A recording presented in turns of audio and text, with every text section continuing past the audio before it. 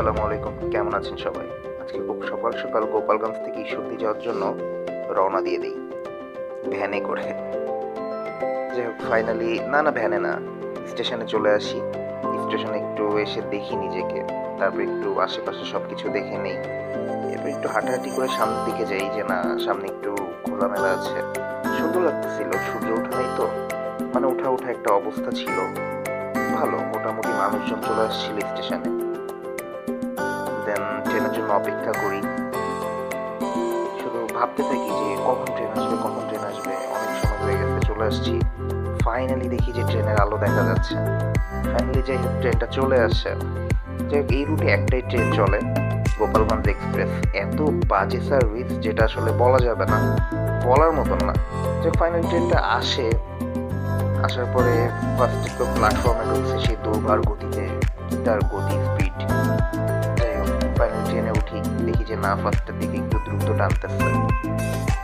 খুব সুন্দর, এক পাশে রোদ পড়ছিল, আরেক পাশে রোদ নেই, সুন্দর লাগছিল।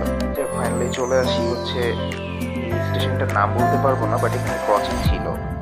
তো দেন ওখান থেকে ট্রেন ছাড়ার পরে এটা মেবি কুষ্টিয়ার আশেপাশে কোনো একটা ব্রিজ।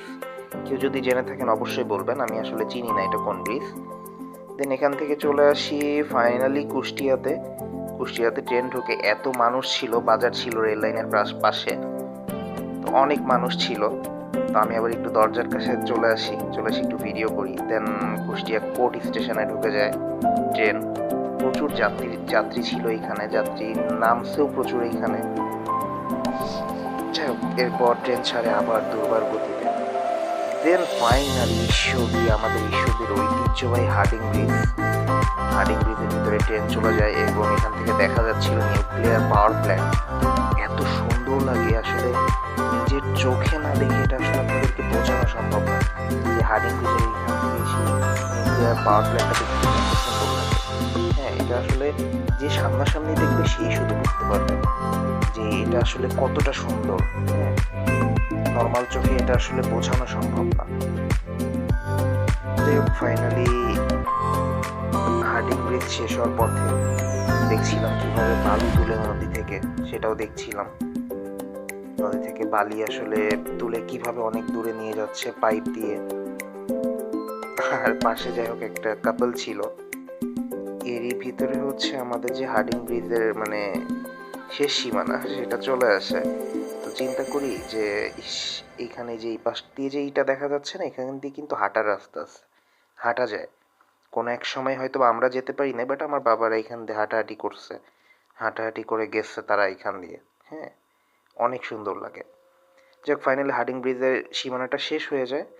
আর এই পাশ থেকে পুরোটা হচ্ছে দেখা যাচ্ছিল নিউক্লিয়ার পাওয়ার প্ল্যান্টের ভিতরের আর কি তাদের যেই কর্মযোগ্য বা কি কি আছে ভিতরে কিছুটা দেখা যাচ্ছিল, পুরোটা দেখা যাচ্ছে না। এই বলতে বলতেই চলে আসি ঈশ্বরদী প্ল্যাটফর্মে।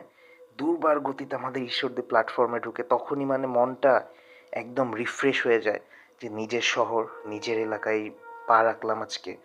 এত সুন্দর। ট্রেন থামে, তারপর ট্রেন থেকে নামি, হেঁটে হেঁটে আগাই, সামনের দিকে যাই। গিয়ে আমাদের যেই ব্রিজটা, ফাইনালি ব্রিজের উপর দিয়ে উঠে যাই উপরে।